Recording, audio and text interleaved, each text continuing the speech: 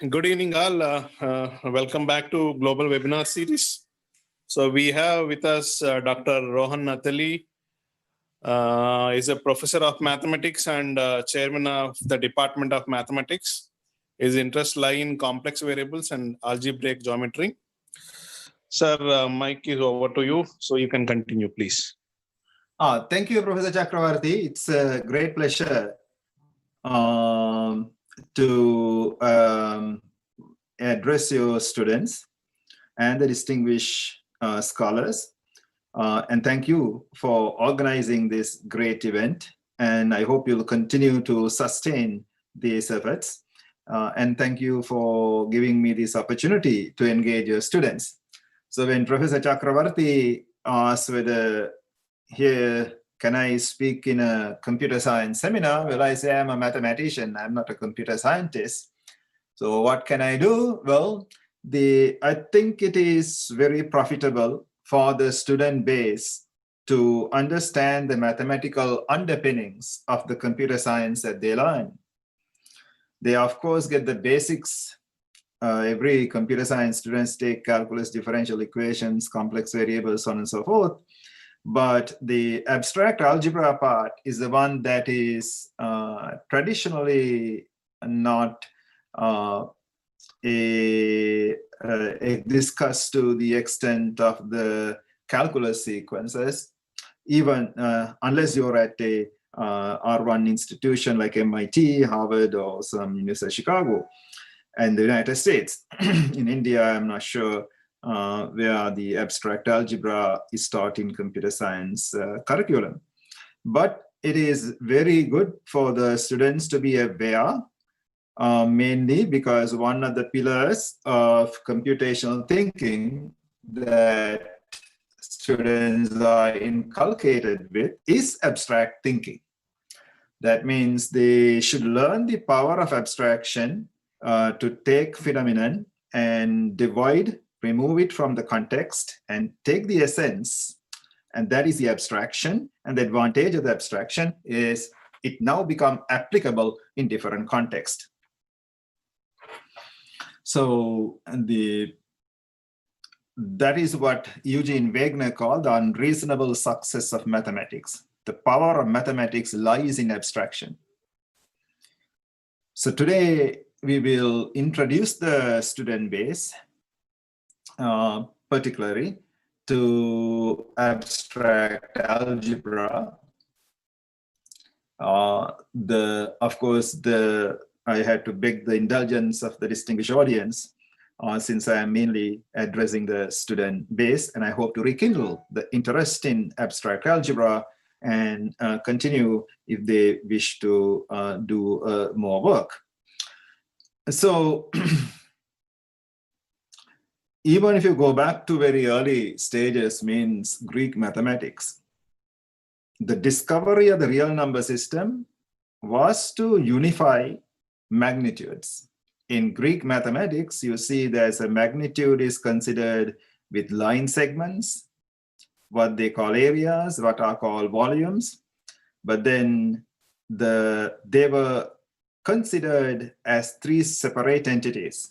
So in the Euclid's, in Eudoxus's theory of proportions found in Euclid, you talk about magnitudes of the same kind.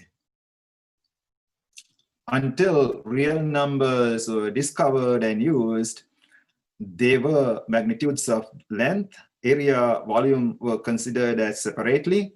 Now the real number system is an example of abstraction that allow you to consider a single unified system under which all those can be considered.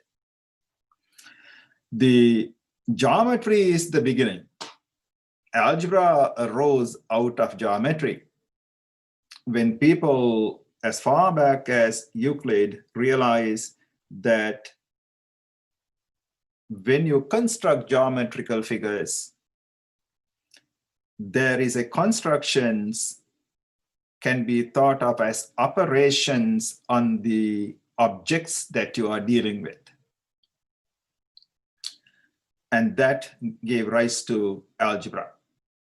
So the objects that you deal with geometry of points and lines.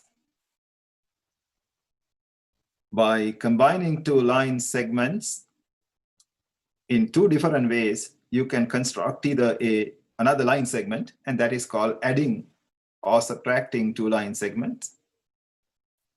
Or you can construct a rectangle by two line segments, and that is thought of multiplying two line segments. So if you go very early mathematics, those ideas are rooted that you can multiply line segments and create rectangles. And therefore, two distinct operations arose. You add and you multiply.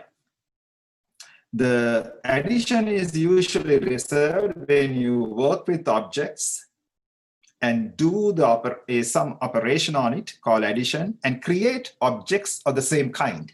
So line segment plus a line segment is a line segment. Multiplication is usually reserved when you work with certain objects, operate on them, and create different objects. So you multiply two line segments and create a rectangle. To multiply two line segments and create a parallelogram, that took almost 1,000 years later until Grassmann understood the concept of a directed line segment, which he called a vector. So today, first thing that you have to understand is we work with objects and they are undefined. Undefined doesn't mean that which cannot be defined.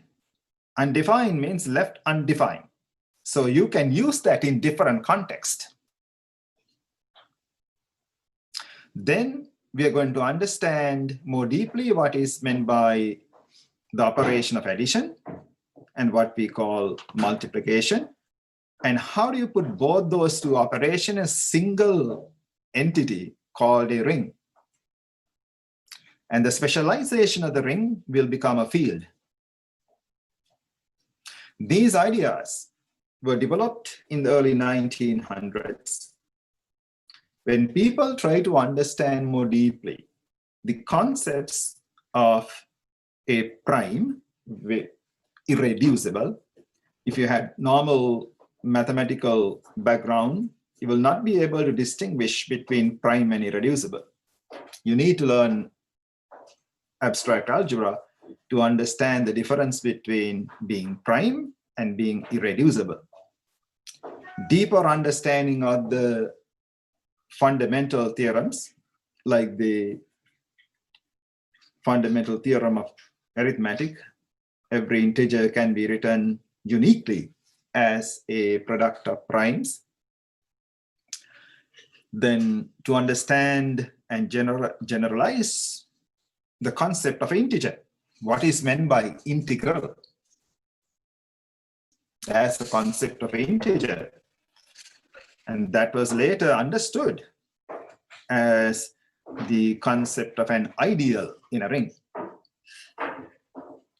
So all the basic arithmetic that you have done in natural numbers can be generalized to far larger context, and they have many deep applications into computer science.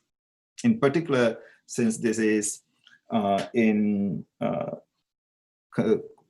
program in cybersecurity, say applications to cryptography.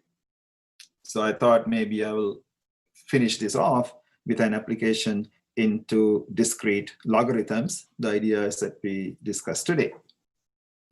So we will begin with the definition of a group, talk a little bit about it, and then a ring, and generalize that into a field, and discuss a little bit about modulo arithmetic as an example, and then finally tap it off with a discussion on discrete logarithms that I'm sure that you must have used in some of the algorithms in cryptography. So what is the idea of a group?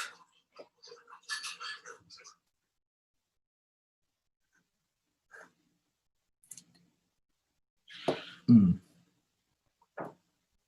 think that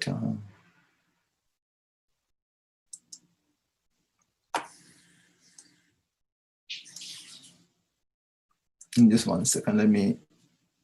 I thought I locked the locked my the auto focusing. So I don't know whether you can see what I'm writing.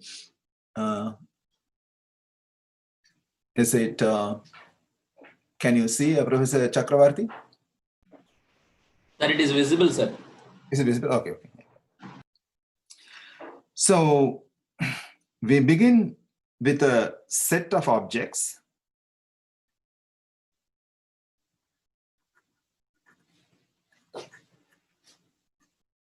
Now, what those objects are left undefined. So that's a great empowerment. By leaving them undefined, you can use it in various contexts. No restriction on who they are. Set of objects with a binary operation, which I will write the generic symbol plus. A binary operation means you take two objects and do the operation and create one other single object. Like, for example, you take two real numbers, 2 and 3, add them up, and say 5, I created a single object. So I did a binary operation on real numbers with the following properties.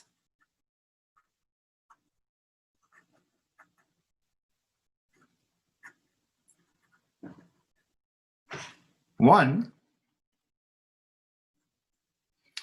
the operation of which I will call addition is associative. Associative means it permits you to operate on any number of finite objects. Since it is binary, by definition, you add two objects. So then the question arises, how would you add three objects? So if you're given three objects, how do you give a meaning to this symbolism? You can add these two at the first two, take that sum and add it to the third, or you can take the latter two, add them up, and then add it to the former. I think something froze. Dr. Chakravarti, can you hear my voice? Looks like something is frozen here. Sorry, Your voice is clear. Voice is here, but I think is my hand seems to be frozen on the piece of paper, right? So it could be from, it must be from this end. I will. Yes, sir. Yes, sir. It looks frozen. Yeah. I'm gonna. Well, what can I do? I think I can.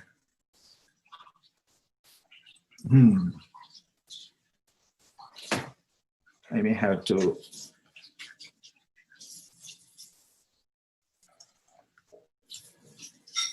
log out.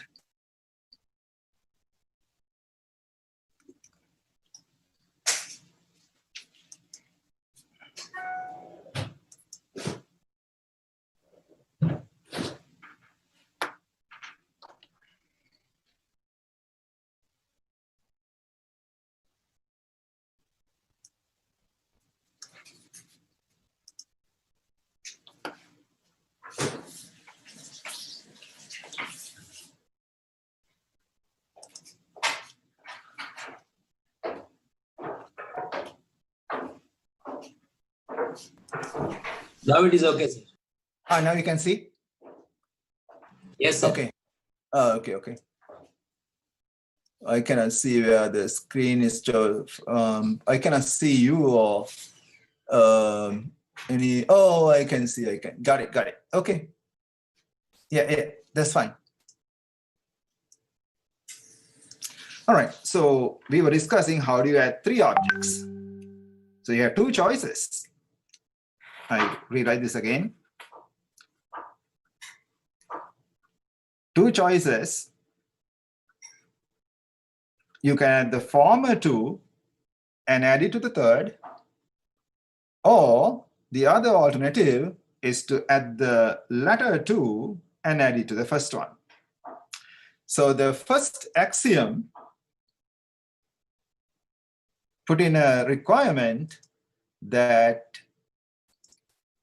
both these norms of addition must result in the same answer. So everything I write down here is called an axiom. What is an axiom? An axiom is an unproven statement taken as true.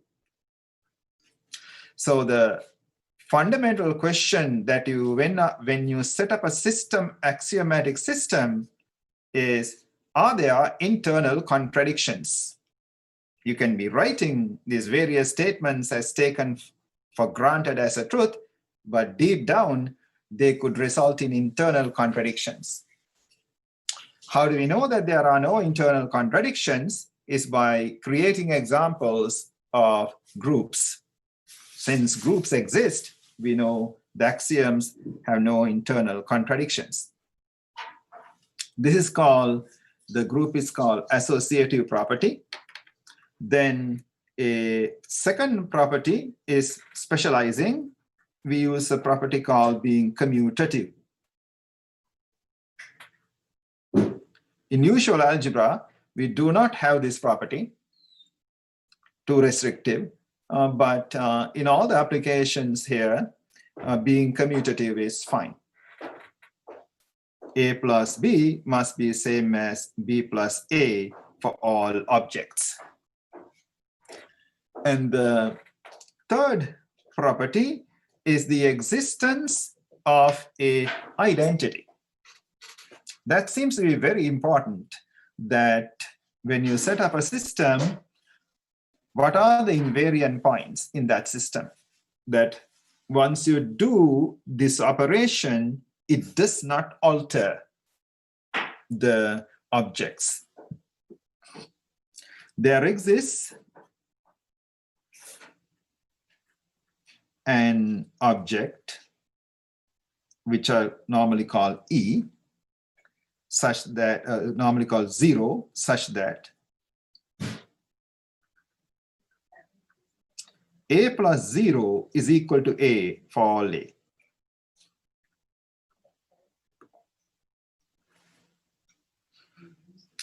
Then the third one, the last one, sorry, is for each A,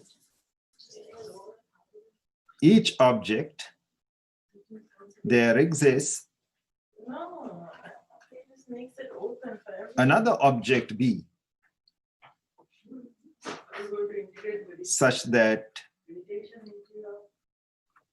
A plus B is equal to 0.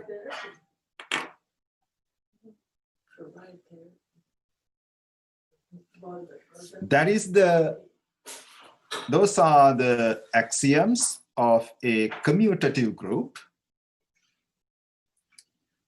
And as I said, axioms means they are taken for granted. They are not proved, they are taken as being the truth. Immediate properties are that the identity 0 is unique. There is only one identity. The assumption, axiomatic assumption, is there is one.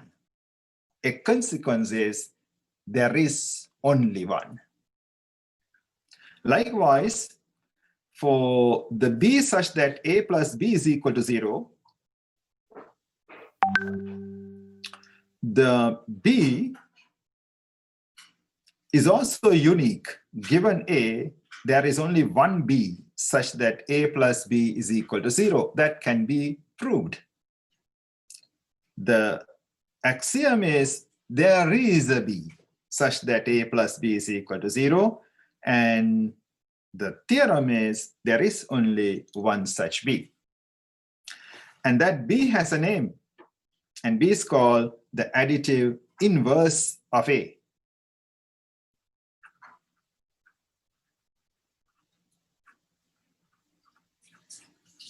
Additive inverse of A. And it's denoted by minus A.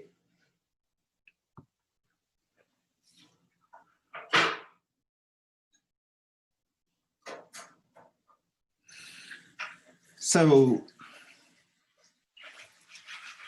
then various other familiar properties are all derivations.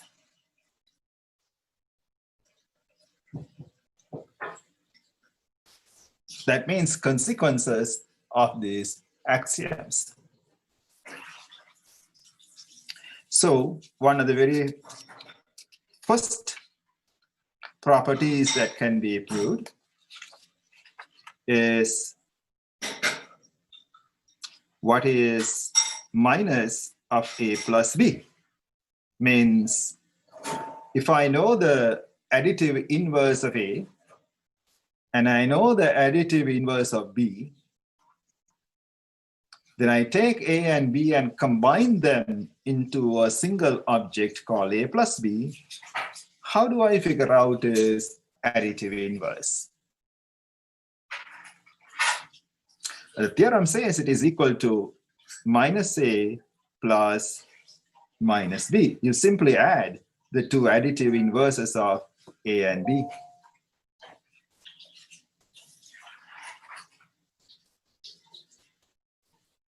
Another theorem, 2 minus minus A.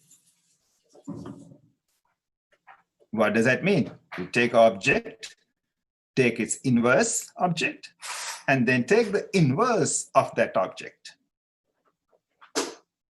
Then the theorem says it is equal to A. The object is unchanged if you take the inverse and take the inverse back again. Now, when we look at groups, I use this familiar additive notation to denote the operation. In the literature, either use the additive notation or the multiplicative notation. So if you're using the multiplicative notation, we simply rewrite the properties by using the multiplicative notation. A times BC is AB times C. This is associative law.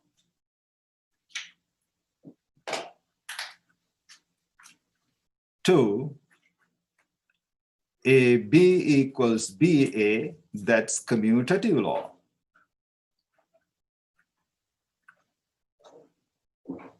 Three,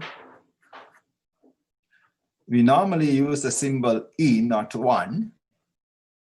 The existence of identity.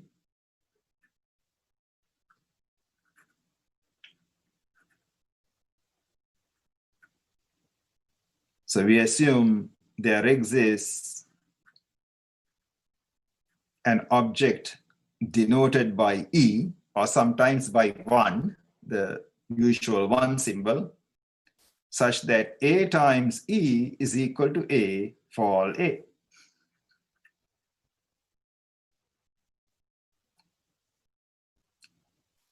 Now, E times A is equal to A. That doesn't matter the order in which you write, because AB is assumed to be BA. And the fourth one is given A, there exists B such that AB is equal to the identity.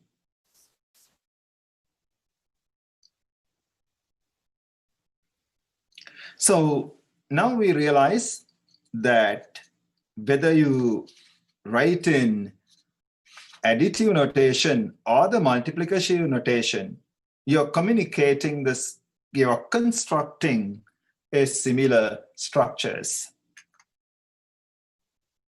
We are simply using different notations.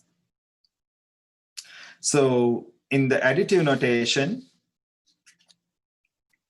the so-called zero, the identity, I said was unique.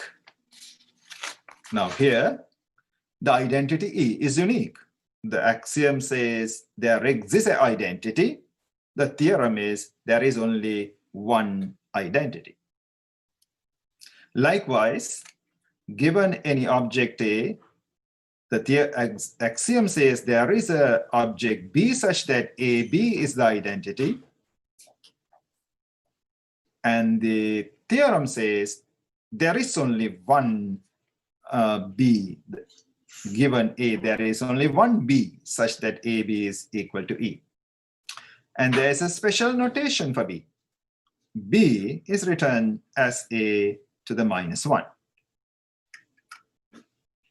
In the additive notation, the inverse of an object was denoted by the familiar minus symbol.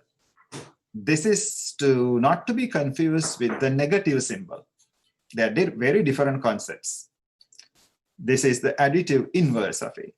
This is exactly the similar concept of being an inverse, but denoted in the multiplicative notation. So for example, how do you rewrite 1 in this notation? Instead of A plus B, you have AB. Then the minus sign says you're taking the additive inverse of A plus B. So here I multiply them and take their inverse. And this says, take the two corresponding inverses and add them up.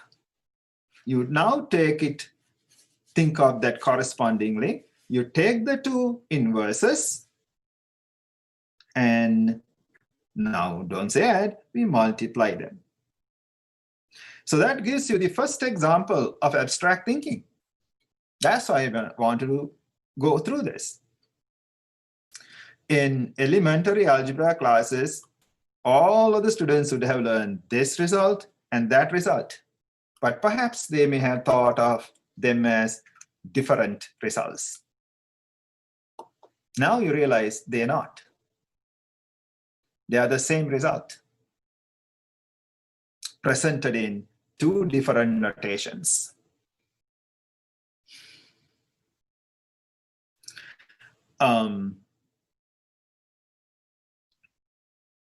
Before I now talk about an example of group, I'd like to pause it for a moment.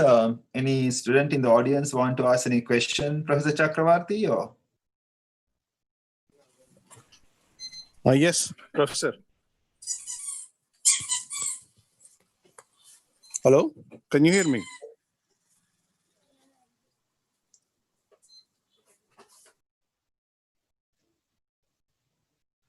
Yeah, for the distinguished professors, and this is a very elementary material, but for the students, if they want to ask any questions so far.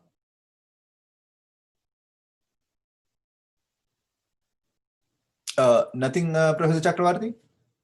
Nothing. By the end of the session, they can ask. Okay, fine. So, where is the famous example of a group? Let me give an example which is relevant to Cryptography, and then one from Modulo Arithmetic. All of us know that points on a real line can be added. In fact, points on the real line can be added. They can also be multiplied. Are there other curves on which points can be added? And that discovery, the first one of such a curve in which points can be added, is the Theorem of Descartes, which you would have seen in calculus classes.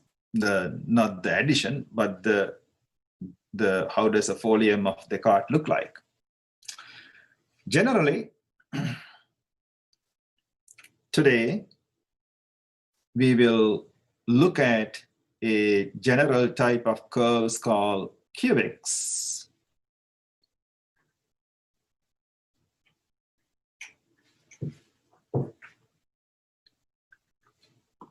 Cubic curves.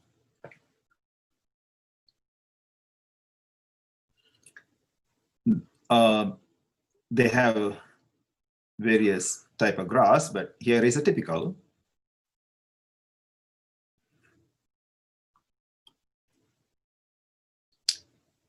Points can be added. Point A,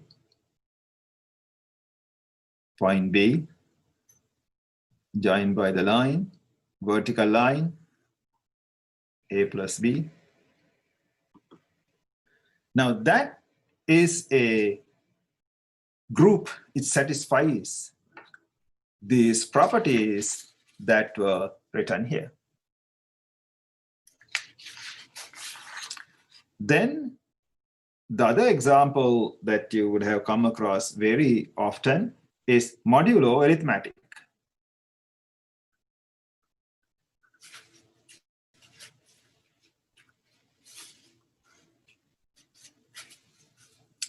In modulo arithmetic, we operate on modulo classes.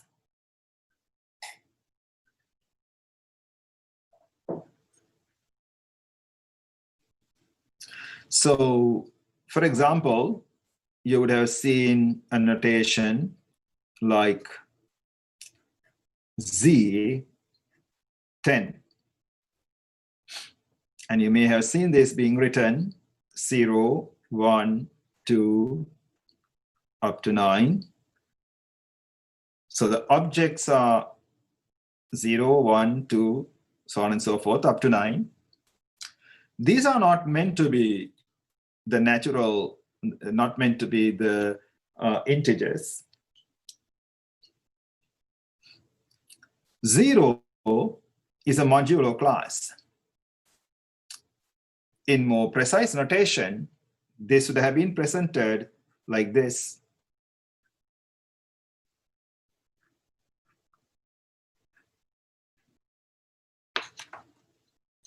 Within a bracket.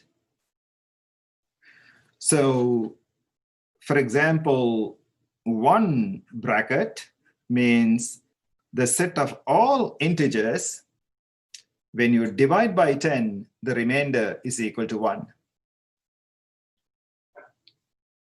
So, of course, 1, 11, 21, minus 9, minus 19,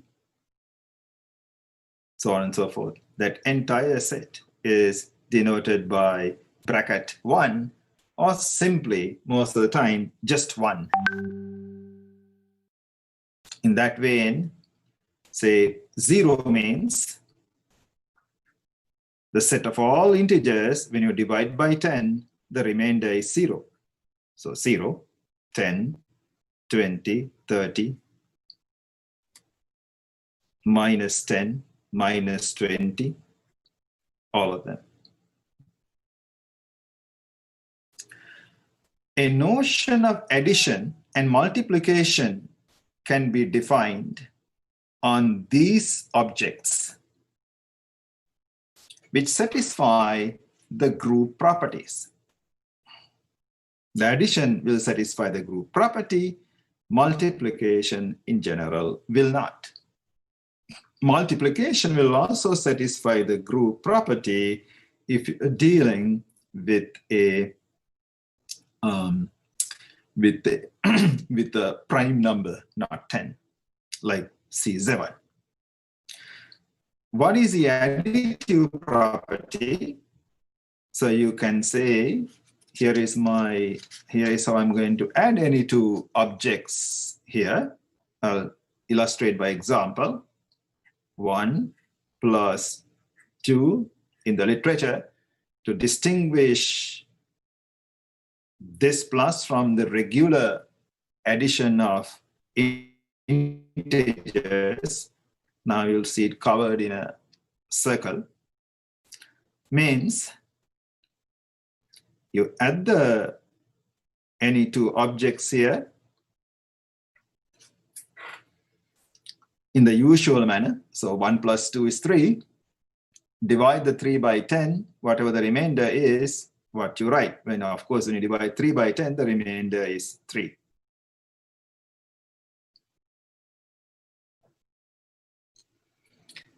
So it doesn't matter what object you take from here. So you could have taken 11.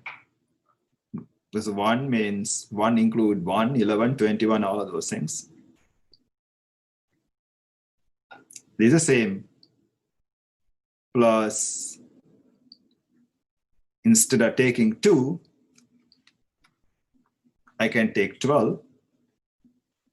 Because when you talk about the 2, bracket 2, it is a set that includes 2, 12, 22, all those integers.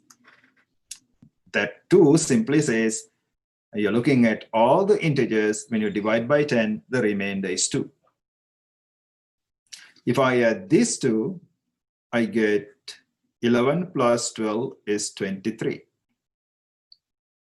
But the 23 is same as 3 because all you care is when you divide the 23 by 10, the remainder is 3. So to recognize this phenomena, we say that 23 is congruent, not equal sign. Of course, we cannot say 23 is equal to 3, so we use a different symbol, mod 10. Mod means modulo 10. So in that statement, abstract-wise, what this means is 23, when you divide by 10, the remainder is 3. In other words, 23 minus 3, which is 20, is divisible by 10.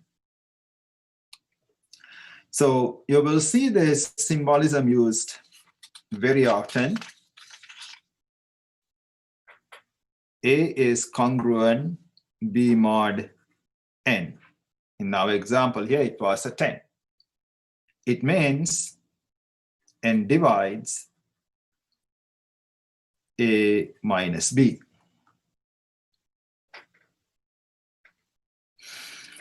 So when you look at Z10,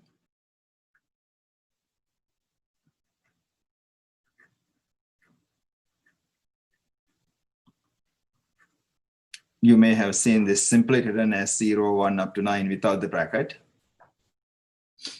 What is, for example, minus 7? 7 is somewhere here. The concept of an inverse of an object means to the object 7, what should I add? So the end result is the identity, 0. Well, 7 plus 3 is 10, and the 10 is 0, because all this says is when you divide this by 10, the remainder is 0. So based on this equation, left-hand side, right-hand side, we will say the inverse of 7 is 3.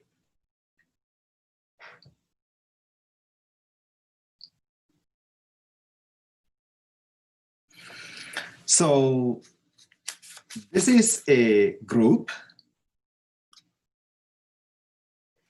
Now, I can, of course, take the same concept here and define a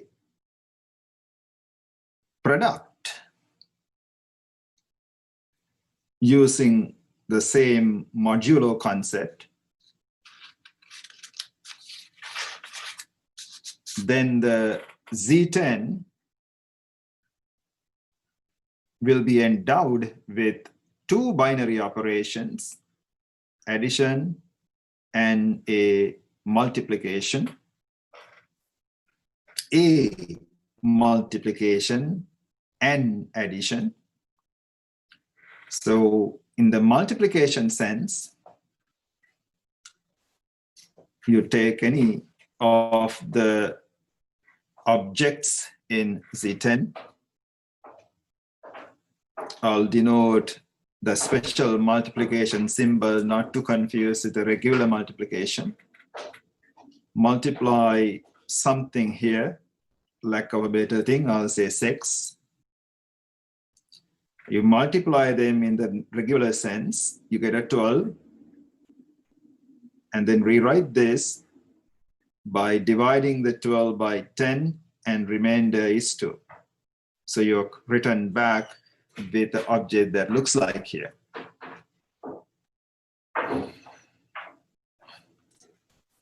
So in that sense, it is a multiplication.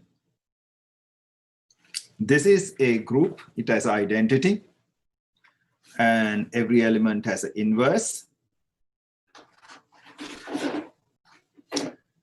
This multiplication has identity because if you take any object and multiply it by 1, you still get just the same object. So 1 would be the multiplicative identity. But it's not a group because every element here doesn't have an inverse. Understand that. Let's take, for example, 3.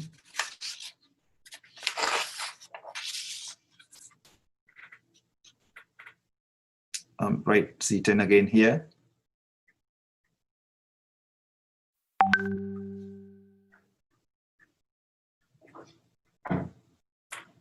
Let's say, for example, 3.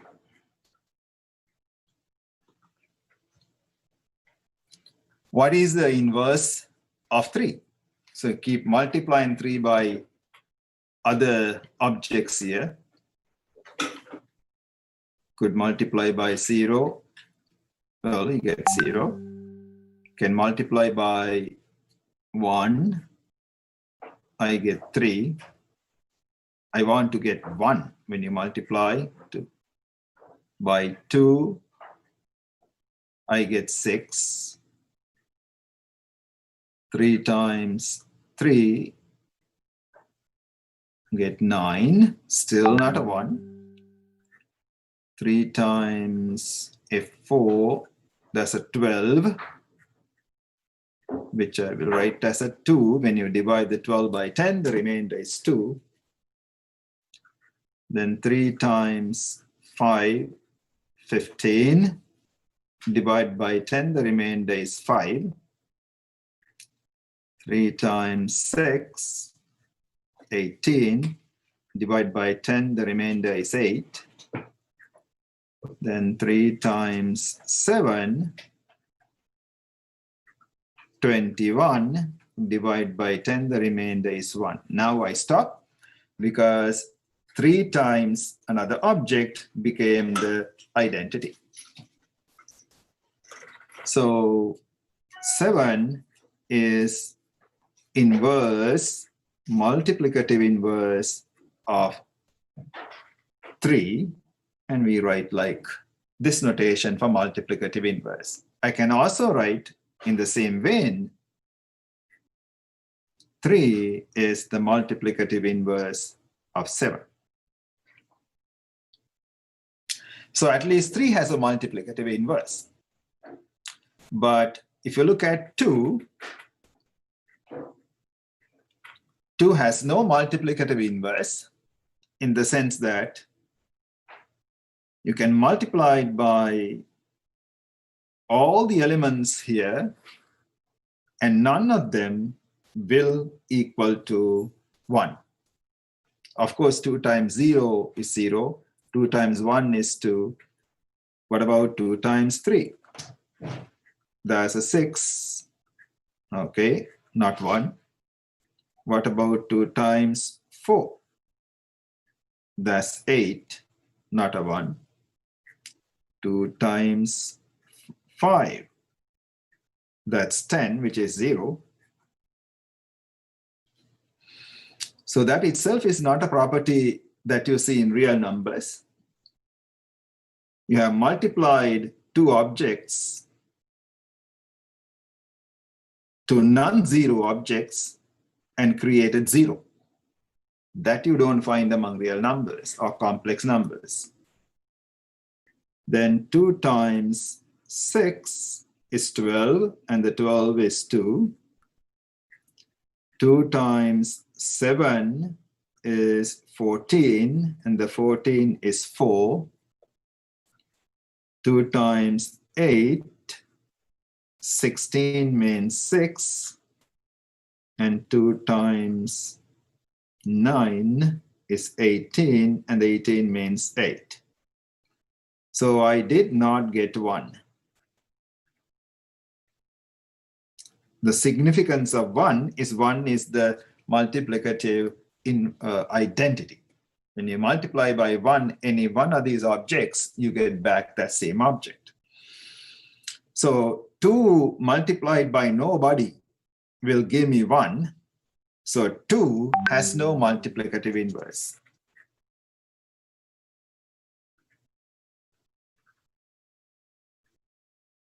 Multiplicative inverse.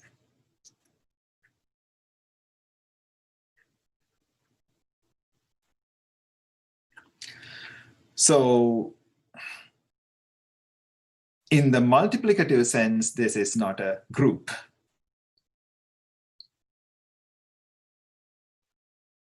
In the additive sense, it was a group.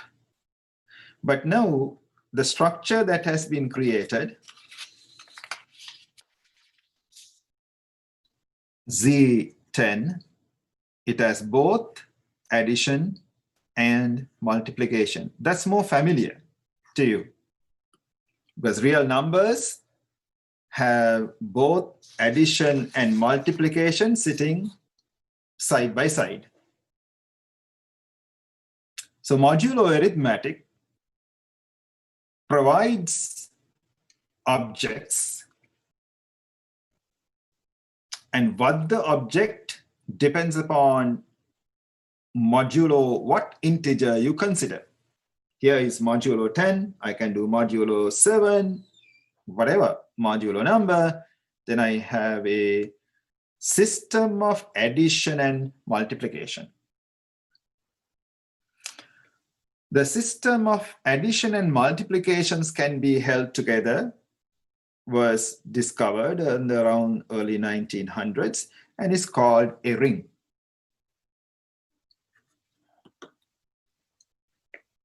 The rings we consider today are commutative rings. So formally, what is a commutative ring? You have a set, which we usually denote by R, because R for ring, and 2 binary operations. One is called addition, and the other is called multiplication.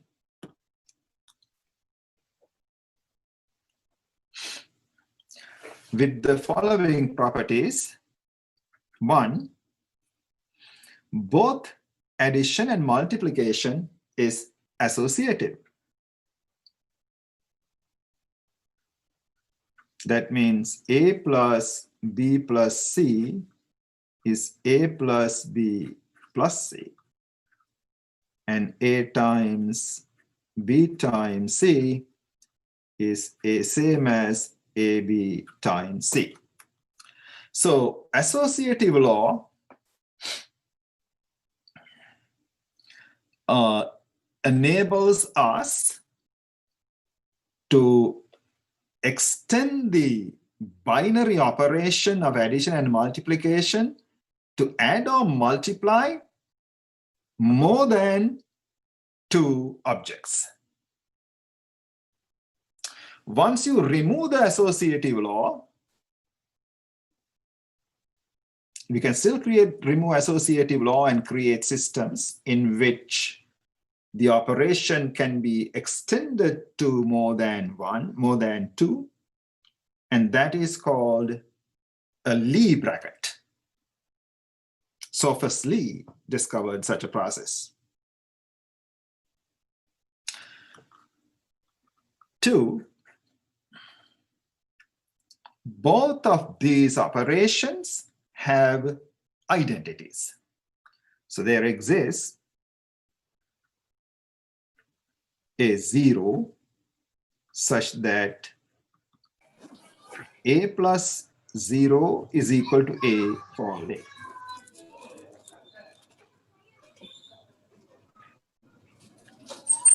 Then there exists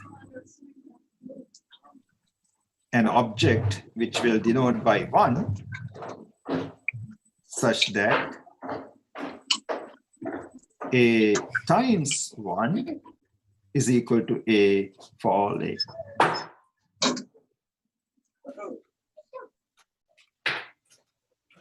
So concept-wise, these two are the same. Concept-wise, these two are the same. So that's one advantage, one benefit of abstraction. You are looking at familiar things that you have come across and understanding the concept behind them and realizing you are looking at the same concept. Then 3 is the existence of a inverse, and it applies only for the additive. So given A, there exists B such that A plus B is equal to 0.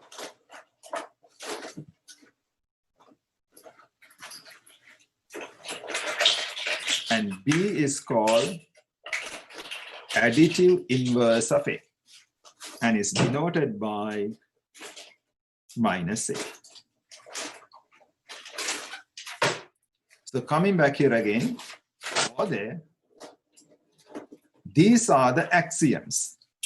Unproven, just accepted. The axiom merely says there exists.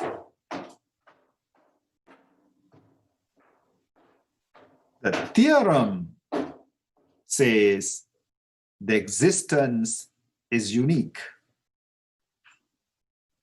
Unique means there's only one. There is only one additive identity. There is only one multiplicative identity. Given an object A, there exists a multiplicative inverse. That's what the axiom says. The theorem says there is only one such multiplicative, only one such additive inverse. And it's denoted by this symbol called minus A. as I said earlier, not to be confused with negative A. Being negative is a property. Being positive is a property, which is very different from this. No such axiom for multiplication because, for example, you saw with Z10, some of the objects do not have a multiplicative inverse. So in the ring structure, no multiplicative inverse is imposed upon the multiplication operator. And the fourth property is to bring about an articulation between the two operations. So you have two operations sitting side by side, acting on the same objects of the ring R. How are addition and multiplication interrelated? You need to have an axiom that tells how to bring about an articulation between addition and multiplication. And that is called the distributive law.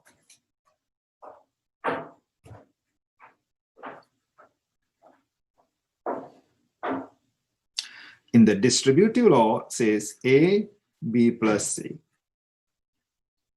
So you take two objects, add them, and take another and multiply the sum.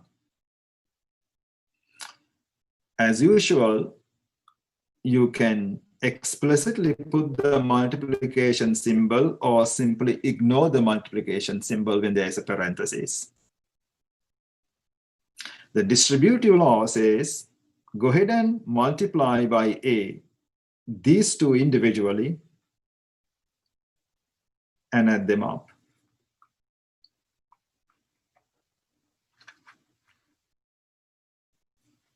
That's how the addition and the multiplication are interrelated.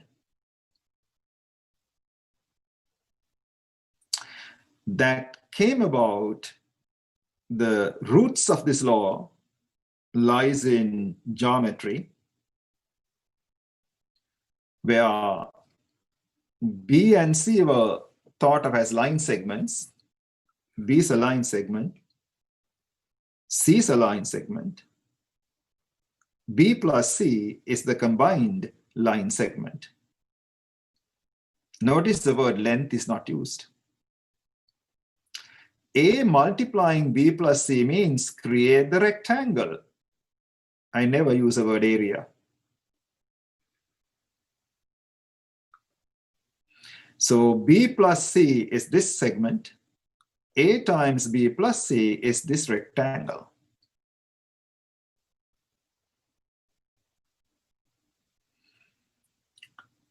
AB is this rectangle. Theorem of geometry, in a rectangle, these two sides are the same, so that's also A. So AC is this rectangle. So, and you see that the rectangle on the left-hand side is the sum of those two rectangles. So this is a very well-known theorem in geometry, and it was translated into algebra when A and B were line segments. Then in modern algebra, we realized no need to impose it on line segments. It can be imposed on any object. And so the line segment context was removed and the rectangle idea was removed and created as the distributive law. And lastly, we will have one more condition, and that to impose the ring to be commutative, AB is equal to BA and A plus B is equal to B plus A for all A and B.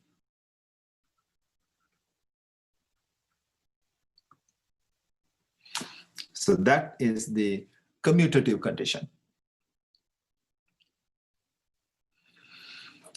So as I said, most examples The classical example of a ring is modulo arithmetic. A ring is called a field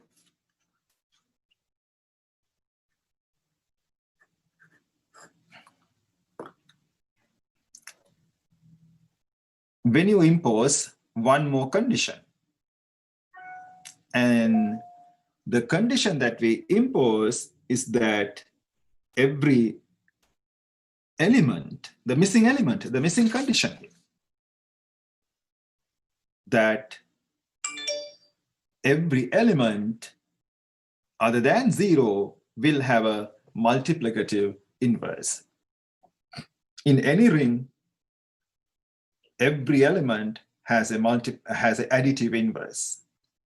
Now we will impose a condition for all A not equal to 0.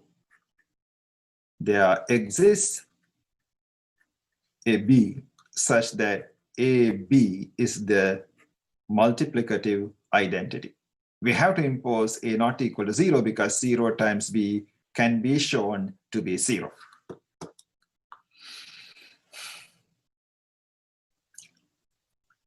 With this added condition, a ring is called a field.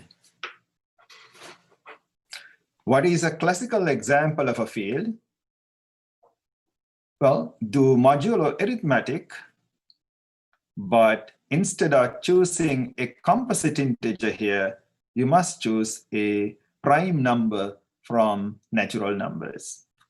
So Z2, Z5, Z7, Z11, Z13, all of them would be fields. If you take, say, Z7 consists of 0, 1, 2, up to 6. Because this consists of the set of all numbers. When you divide by 7, the remainder is 0. This is the set of all numbers. When you divide by 7, the remainder is 1. Now, every element 1, 2, 3, 4, 6 will have a multiplicative inverse, unlike in the case of Z10. So if you just take, for example, 2, I just pick something. What is the multiplicative inverse of 2? In other words, 2 times what will give you 1?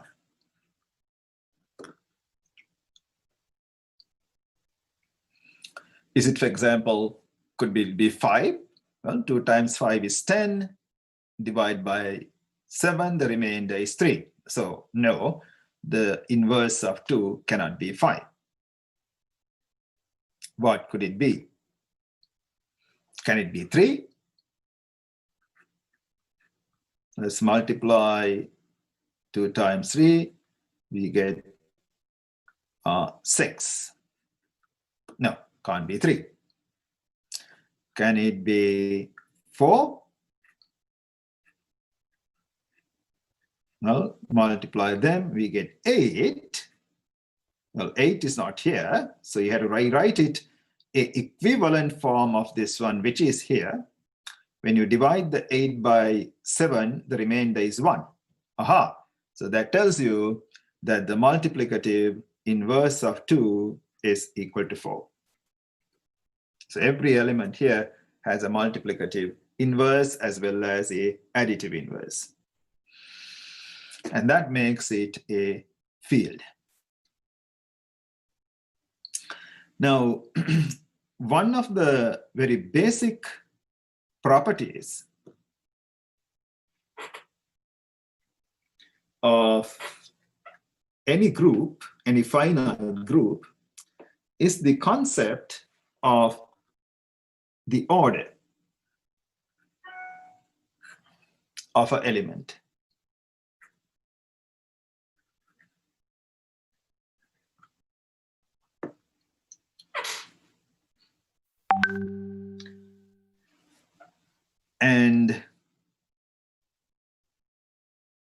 the concept of order says that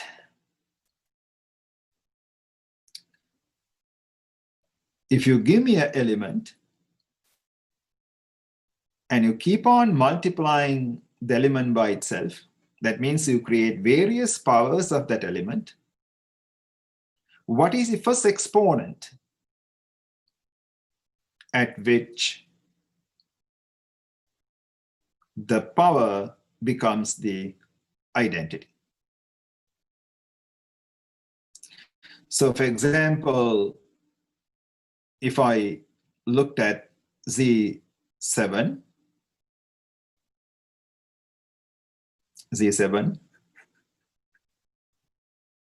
and look at that as an additive group, consider only the additive part, what is the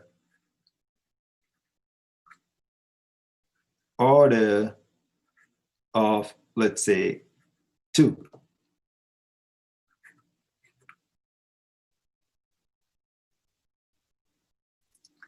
So you keep on repeating the operation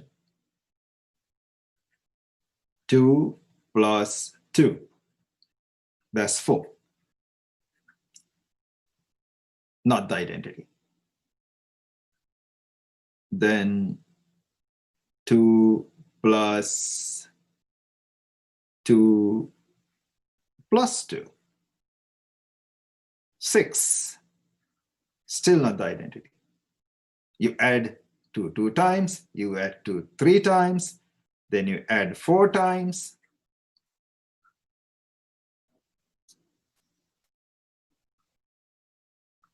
Means add another 2 here, you get 8. You add 2 5 times, means add 1 more 2 to both sides, here and there. Oh, wait a minute. 8 is actually 1. But I'm not satisfied because I want 0. I'm doing the addition.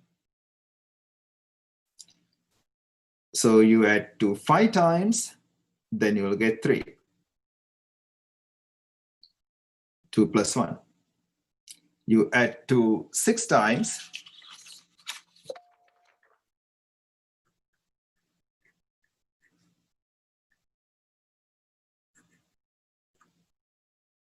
That means to 3 you add a 2, you'll get a 5.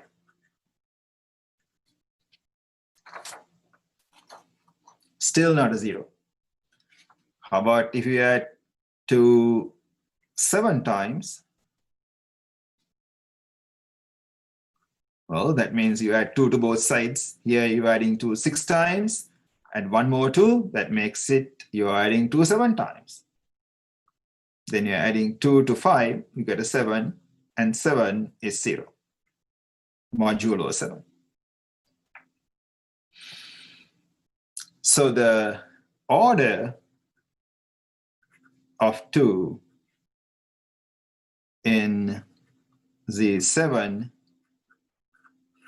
additive group is you had to add 7 times 7.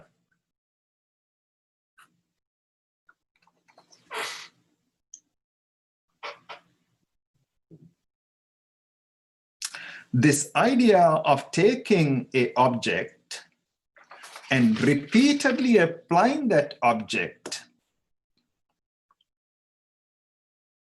repeatedly applying the operation on that object, plays a central role in cryptography. In this case, I took 2 in Z7 in the additive, and the operation was addition. And I repeatedly added 2.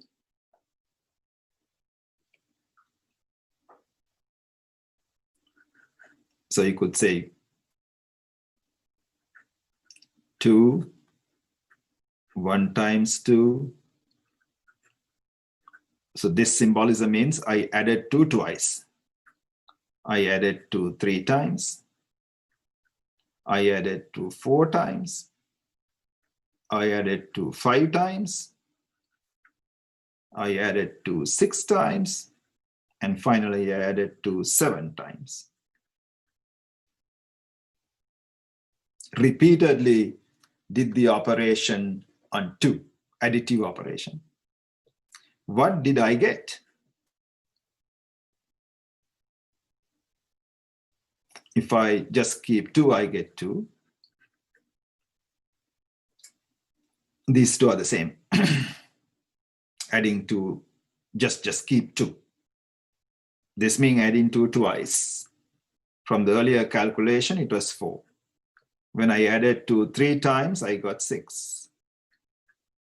Added 2 4 times, I got 1. 5 times, I got 3. 6 times is here, 5. And 7 times, I got actually 0. This is the entire Z7.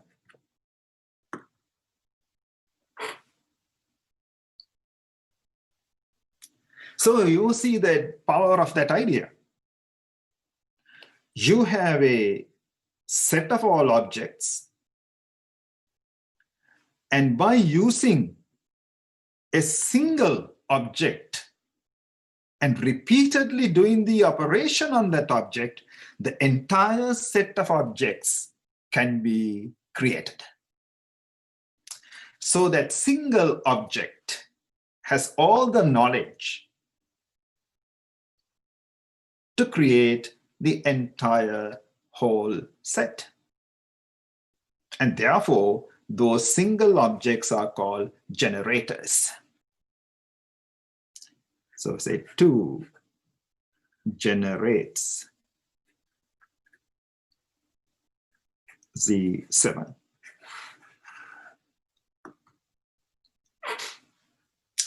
In the additive sense, so I should be careful because there are 2 modulo operation, addition or multiplication. In similar manner, you can repeat this with multiplication, but the concepts are the same.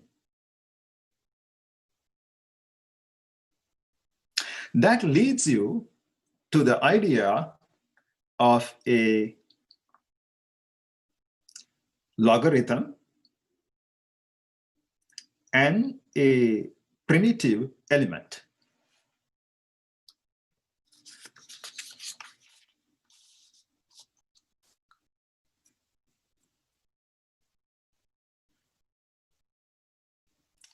Let us look at in general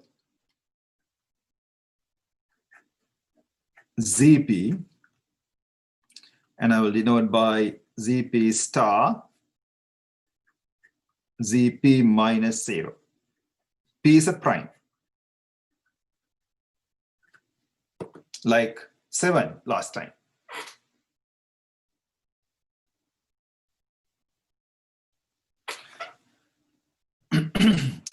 So ZP consists of 0, 1 up to P minus 1. And when you look at the literature, a lot of the time the bracket is dropped, but it's understood what it means.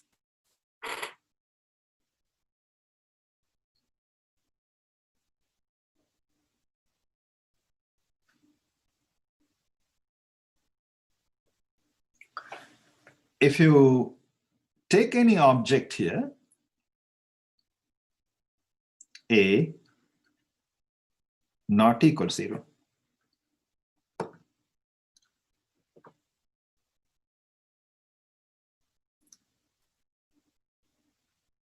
I'm going to ask 2 questions. One, if you raise it to the power P minus 1, A to the P minus 1.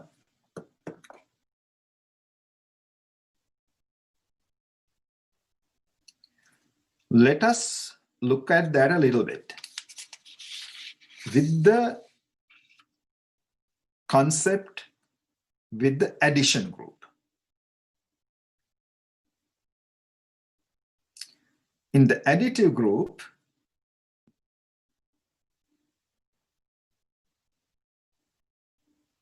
I took object called 2 and I repeatedly added 2 7 times. And I got the additive inverse 0. That is not an accident.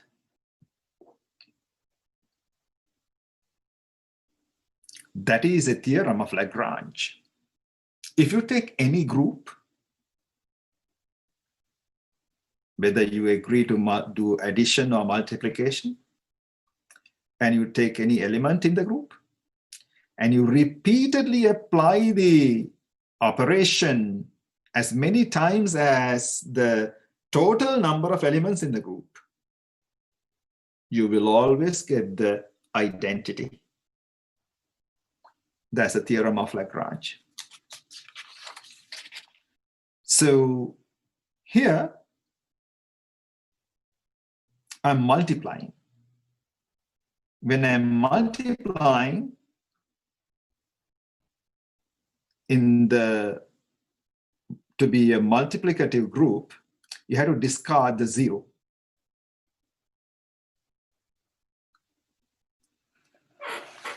Because 0 doesn't have a multiplicative inverse. Everybody else has one. So I'm really looking here. You take element, a non-zero means I'm picking the element here. When you write like this, instead of adding, I am multiplying. Same concept. I'm multiplying it p minus 1 times. P minus 1 is the exact number of elements in the set. Therefore, by Lagrange theorem, you should get 1.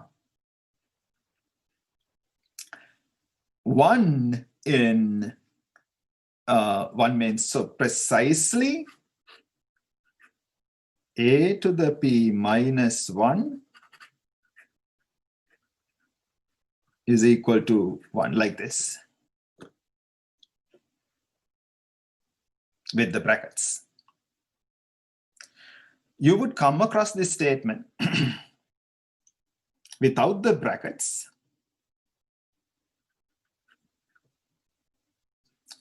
This means that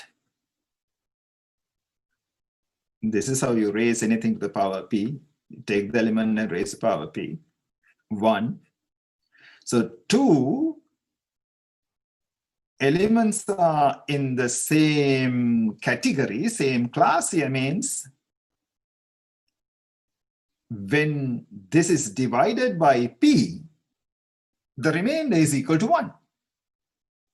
That's why they are equal means. When this is divided by p, the remainder is 1 means this one minus 1 is divisible by p. So p divides a to the p minus 1 minus 1. This is also written a to the p minus 1 is congruent 1 mod p. It means precisely this. The difference of these two is divisible by p. This is discovered by Fermat as a theorem in number theory. Now you see that is a general consequence of the Lagrange theorem in group theory. Here, the a should not equal to 0. And the a should not equal to 0 means a is not the, that is the more precise statement. A should not be this person.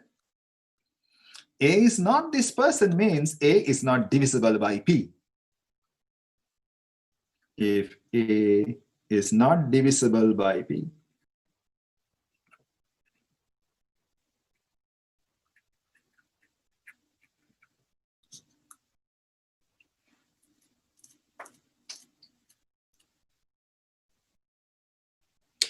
so that is called Fermat's little theorem in number theory, but simply a general consequence of the Lagrange theorem in group theory.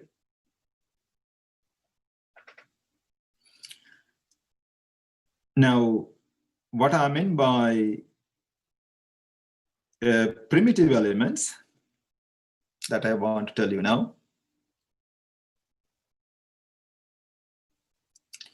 If you look at ZP star, a generator, a generating element,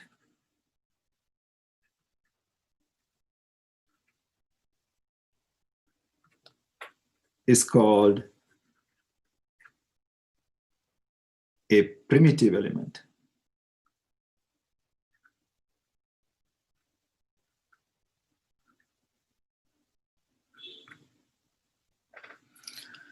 It's very interesting, the history of these elements. The first time you would have come across, you perhaps would have come across roots, complex roots of the unity. The real number 1 has n complex roots for any natural number n. Among them, there are called primitive roots. Gauss, in his Disquisizione Arithmeticae, used that to prove that with a ruler and a compass, you cannot construct a regular heptagon, a problem that stood unsolved for 2,000 years. So, yes, you are learning these simple concepts, but they have deep applications. When you look at the Greek literature and in normal high school geometry, you learn how to construct a regular triangle, meaning an equilateral triangle. Then you learn how to construct a square by using a rule and a compass, only rule and compass. From a square, you learn how to do a pentagon. And then you would have learned how to construct a regular hexagon by using a ruler and a compass. You'd have never learned how to construct a regular septagon, 7 sides, by using a ruler and a compass. You'd have never learned it because there is no such construction. Gauss is the first one to prove that by using these ideas of primitive elements. So as an example,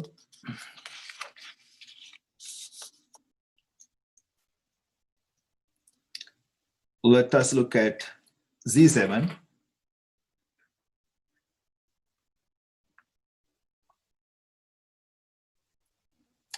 In the multiplicative sense, so in the multiplicative sense, to make it a group, in order to have every element to have a multiplicative inverse, you must remove 0.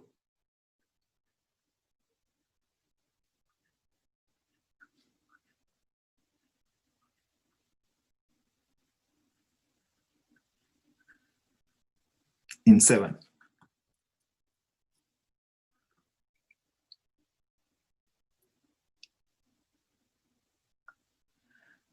I'll do a calculation to find a primitive element. So let us look at 5, relatively prime to 6. 6 is the total number of elements here.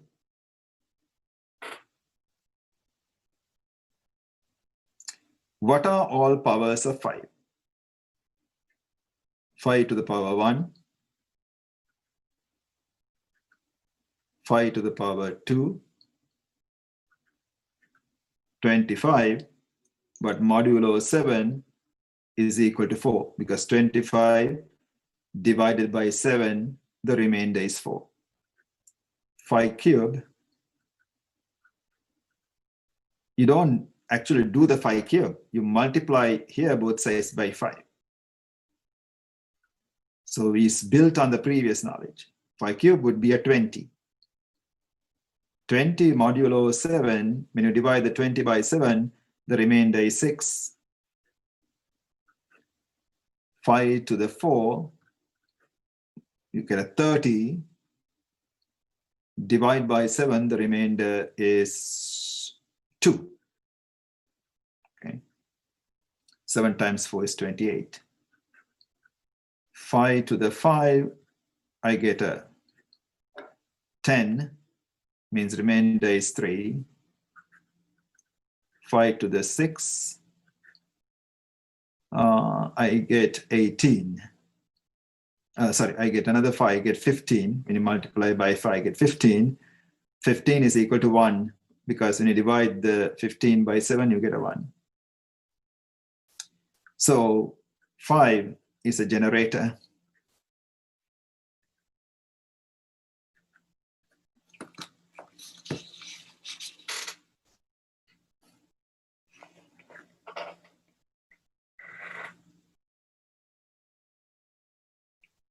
That means every element in this set can be written as a power of 5. That's the concept.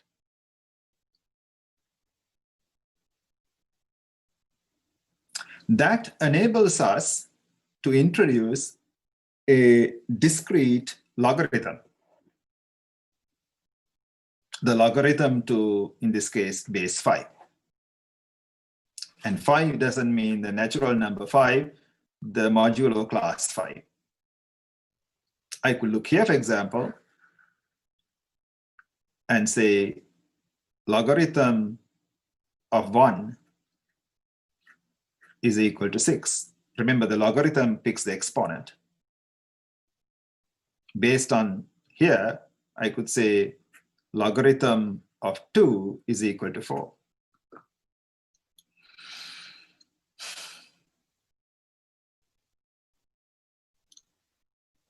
So in general, 5 is equal to G. The question is, what power of 5 is equal to G? G is whatever that's up here. 5 to the logarithm of G is equal to G. The same idea of a logarithm that you have had before.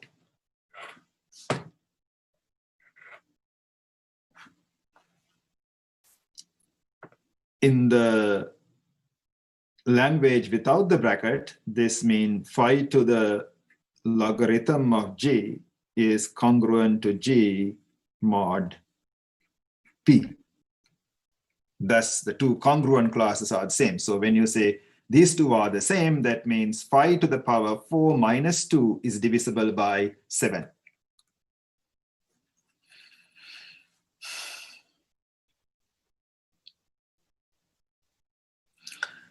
Now,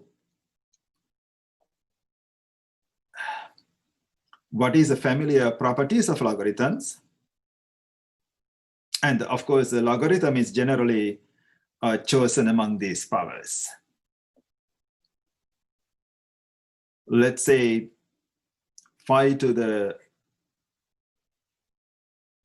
L of G1 is equal to G1. 5 to the logarithm of G2 is equal to G2. So we multiply these two, you have 5 to the LG1 plus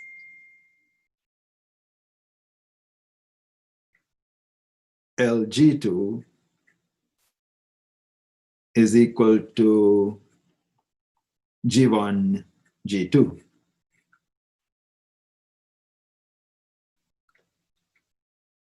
But that is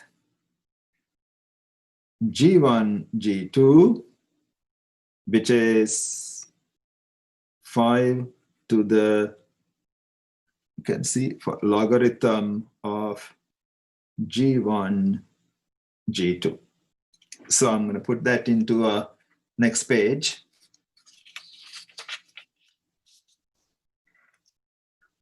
Five to logarithm of G1, G2 is 5 to logarithm of G1 plus logarithm of G2 mod, in that case, mod 7. In these calculations.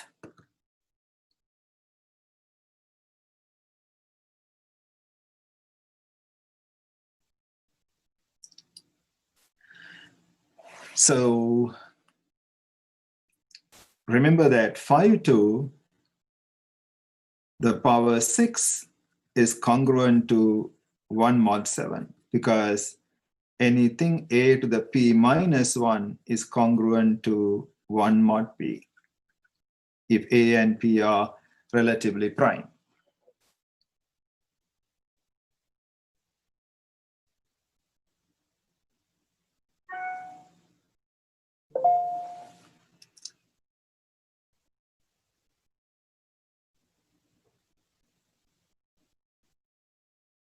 Okay. Professor Chakravarti, do you have any more time, or? Sir, we have 30 more minutes. Oh, okay, sure. So we will take 20 minutes more for the session and 10 minutes for the question and answers. Okay, that's fine. So from here, you can divide both sides by this. So you have 5 to the logarithm of G1, G2 minus logarithm of G1 minus logarithm of G2 is 1 mod 7.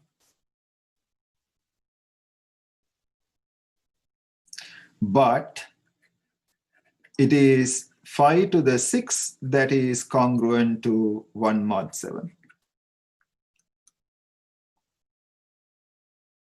Therefore, this must be a multiple of 6. You see, 5 to the 6 is 1 mod 7. And therefore, if you square both sides, for example, you get 5 to the 12 is 1 mod 7. If you cube, you get 5 to the 18 is 1 mod 7. So the powers of 5 that become 1 are multiples of 6.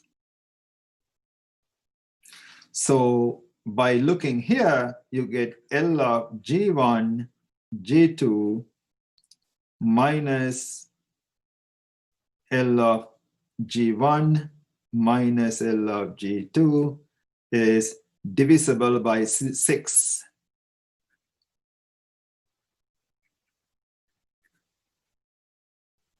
In other words, you could say LG1, G2 is LG1 plus LG2 mod 6. That's the familiar logarithmic property. In the real logarithms you study, there is no mod 6, of course. Only that statement. Now, let me restate this by removing the dependency on the prime number 7.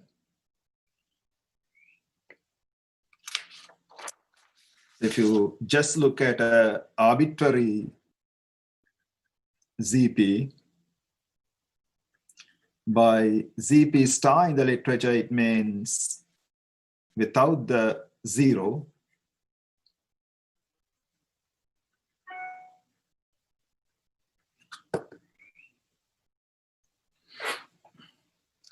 Then a generator,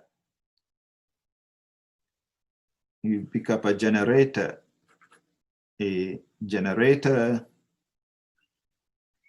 one second.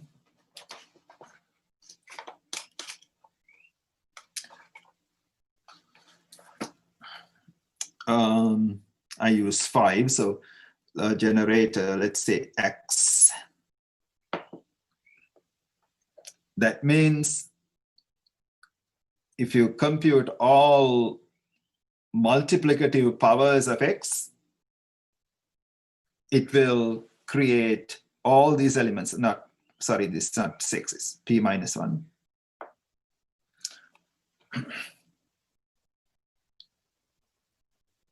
So various powers of x will create all the elements here. So we ask ourselves, if I give me a g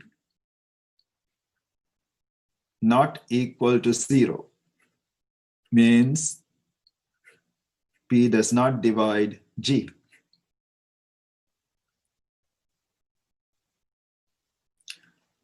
What power of x is equal to g?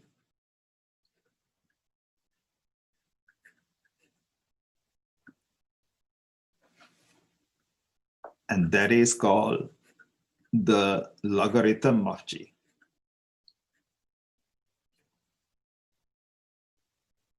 So without the brackets, this means x to the log is g mod p.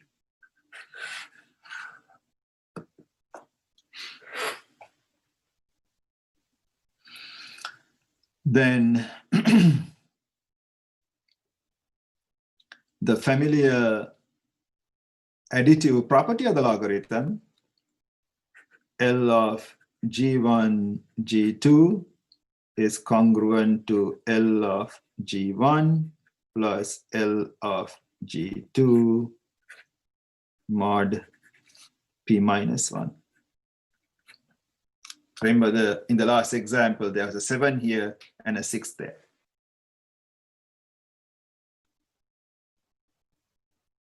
So let's finish this off by taking a specific example I worked out.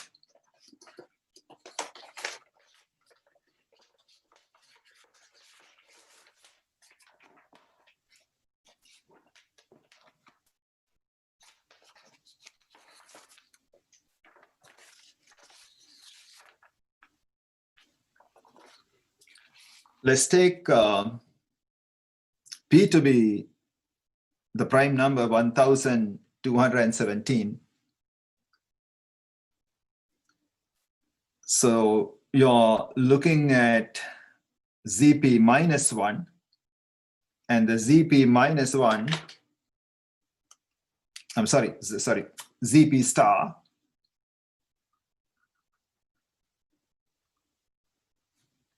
will have 1 all the way to 1216. Then if you take any number here, which is relatively prime to 1216, will generate the whole thing. And of course, I pick up the smallest one, 3. So 3 is a primitive element. It will generate the whole set.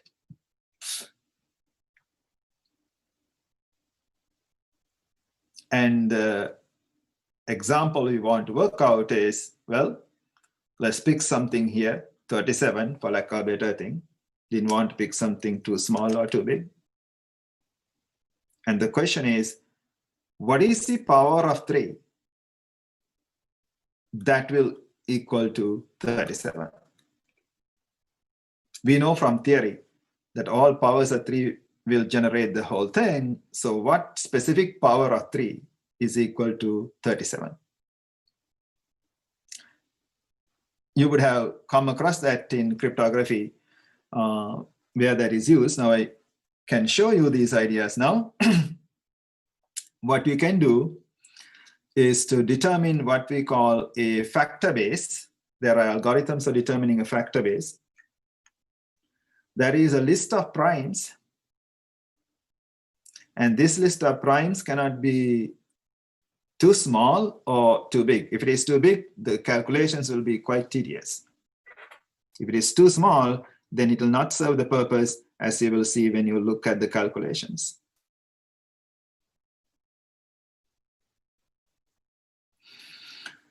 Then we will have to work out a powers of 3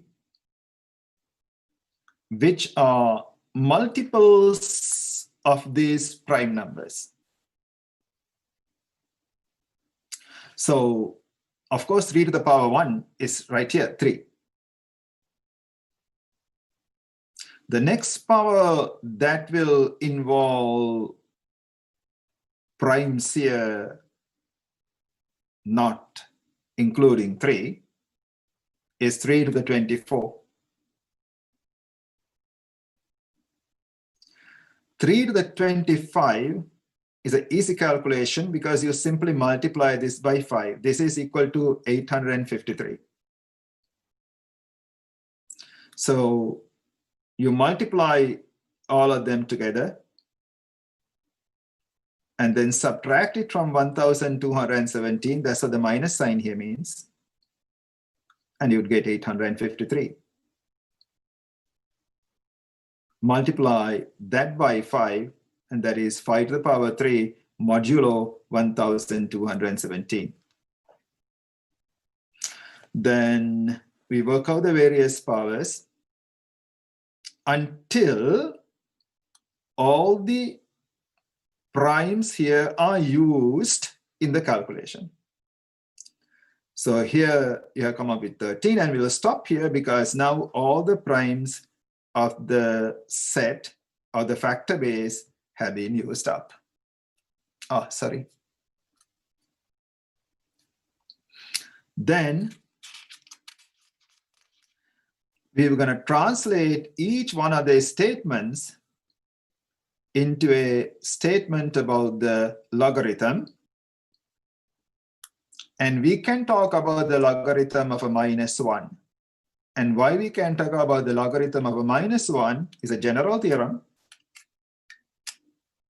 3 to the, or a to the p minus 1 over 2 is congruent to -1 mod p. So 3 to the 1216 divided by 2. 1216 divided by 2 would be 6. Divided by 2 would be 608.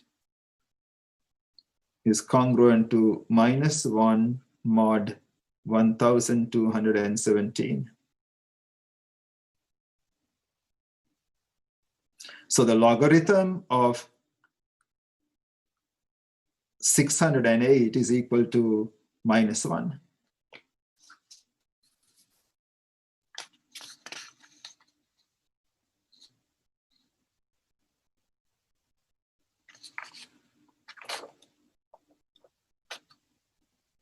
Okay, then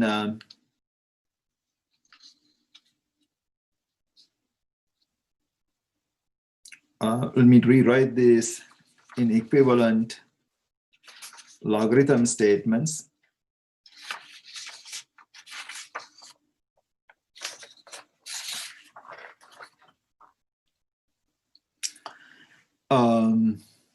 So let me put this side by side. Hope you can see it. Here, let's look at this statement. Remember, the exponent is the logarithm. So logarithm of this is the exponent, which is 24.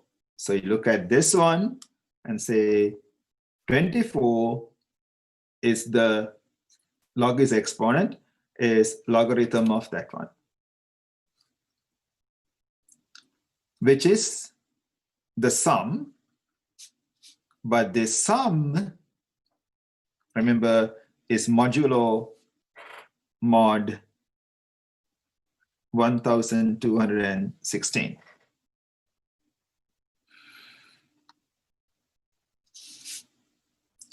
Each exponent write as a logarithm. And now you see the reason for the factor base, because I have sufficiently many equations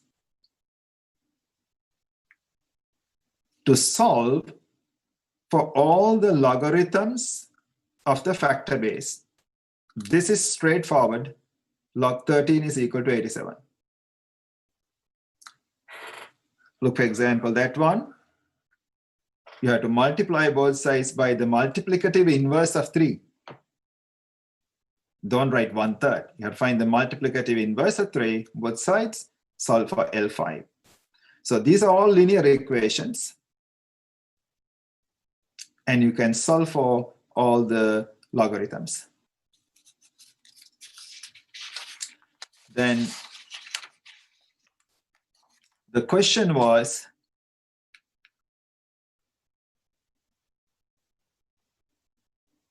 how do you write 3 to the, how do you write how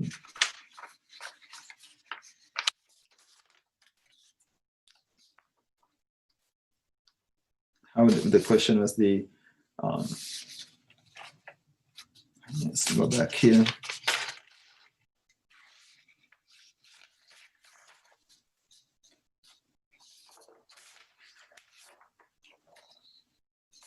Yeah, it's a question.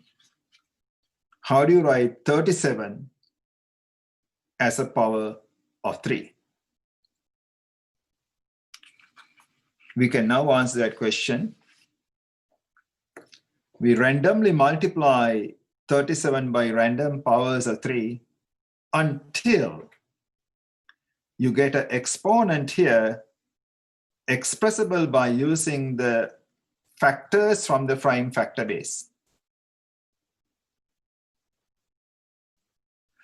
Then 37 is 3 to the power k, and we want to know what the k is. So comparing those two, we have the exponent here is 16 plus k. And remember, the exponent is the logarithm of that one.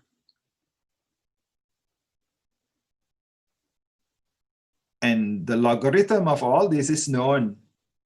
This is 3 log 2 plus log 7 plus log 11. These are from the prime base whose logarithms are computed. Subtract 16 from both sides and you get your k, and 3 to the k was the 37 mod 1 to 17.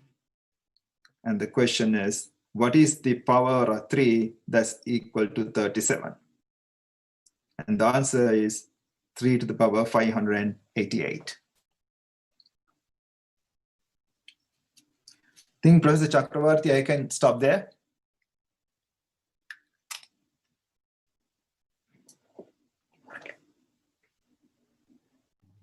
Still you require some time, 5 minutes? Yeah. Yeah. Anybody want to ask any question? Or? Yeah, I'll unmute everybody. Anybody want to ask any questions? You can ask, or you can keep in the chat box. I cannot see the chat box, so you can read me from the chat. Sivaramakrishna will read the chat box for you. Okay.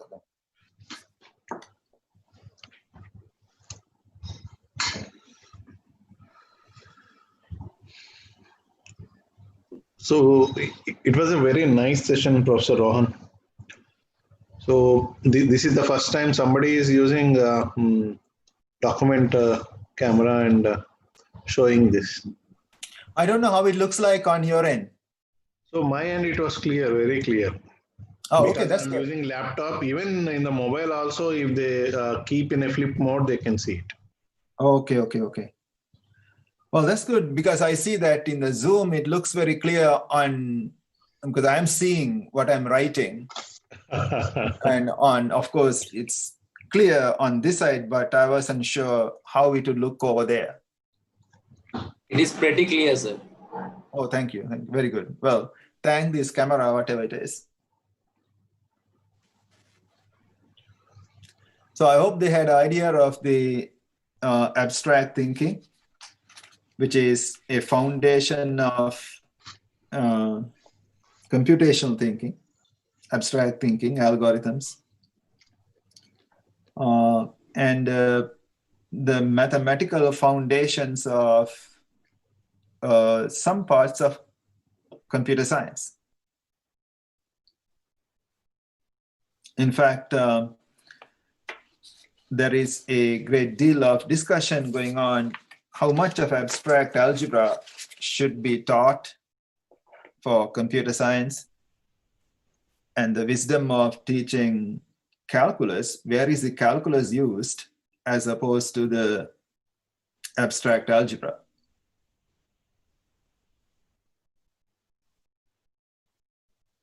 Yes, anybody want to talk, they can talk. They can unmute themselves and then talk. Or you can put in the chat box. So I have given the options for chat. Unmuting themselves. Somebody named hello, they unmuted. So do they want to talk?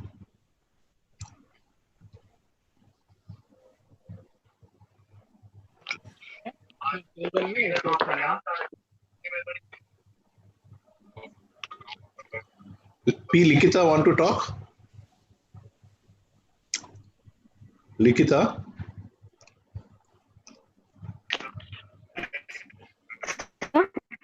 P. Likita, you want to talk? Hello. Sir, no, sir. See, don't test whether you can unmute yourself or not. So everything will work. Professor Rohan, normally these people, they'll check whether these options will work or not. Well, they are experimenters. Yeah, That's why. good. Even they check the hand raise symbol. Yes. In Yes. one of my previous FDP, almost 80% people want to see whether that hand raise symbol will work or not. Well, they take nothing for granted. That's good.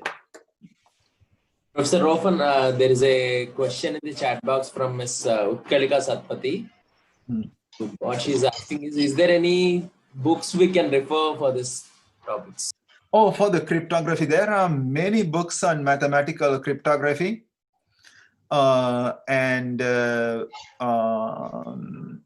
can, after this session, I can send a name of book to Professor Chakravarti.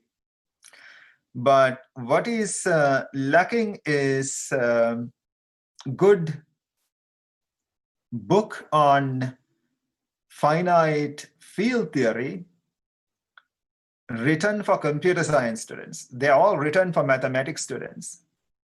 So they require lots of detail that perhaps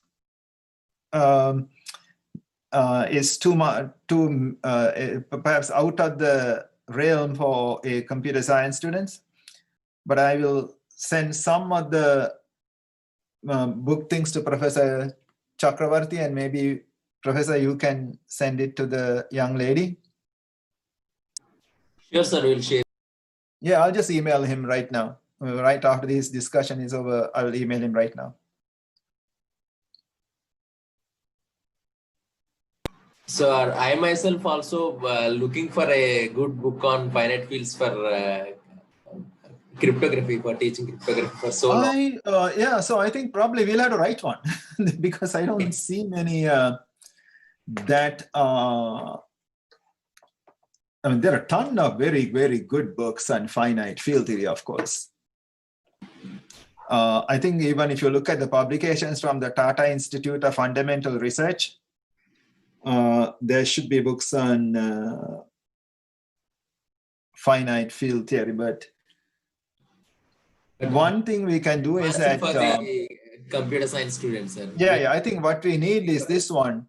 We need to look at the, let's say, cryptography. We look at the various algorithms and ask what is a mathematical background a student should acquire to have a deeper understanding of the algorithm, and work backwards. Not going from I teach finite field theory and you go cryptography, but look at the cryptography and look back what's the mathematical foundation you need. And once that is done, then we can say, this is how you can teach what is needed and exclude what is not needed. So for example, let's say this finite, these discrete logarithms. They are based on concept of a primitive element, which is based on Lagrange theorem. So we can teach that part. And that doesn't take a lot of time, or it's not very difficult at all. Likewise, we have to go back and see which one is needed. So maybe we can have a discussion on that correspondence. Sure, sir. So if anyone else is having a question, please unmute and speak or type it in the chat box. I'll read it for Professor Rohan.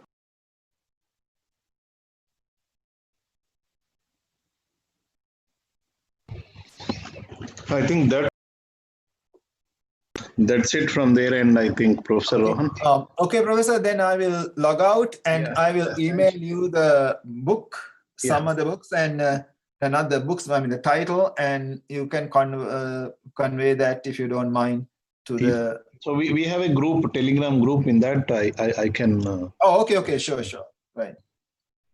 So this Utkalika Satpathy, she is a very active participant in our webinar series, and also in the previous FDP on cybersecurity, she is very active. Okay, yeah, good to know, Uttara.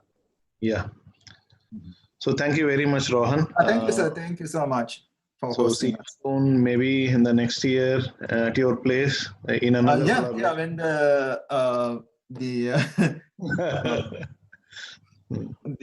or you can ask the Prime Minister to send you a special plane. That's what we need to do. There are two ways of doing it. Yeah. The PM can send you in a special plane, or just wait 1 year. So thank you very much for being with us. Thank you. Bye. Bye-bye.